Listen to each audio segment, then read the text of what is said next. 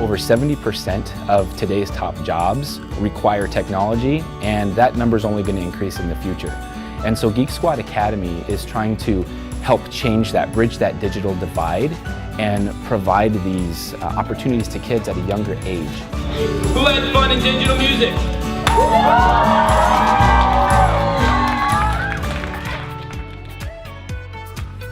This is all part of Geek Squad, Best Buy. We did a lot of different projects. We had digital imaging, robotics. There was one for internet safety, security. There was a 3D printing class. So day one was pretty cool. We had them draw like squares, objects, just to get their mindset towards what these robots do. The second day, we were getting into the more advanced features of the robots. So what we actually did, we set up like an arena, and we just had like robot soccer / derby type of thing. It's really nice to see the kids actually enjoy the class. Like you can see the kind of like the look on their eyes, especially when they see that something just works.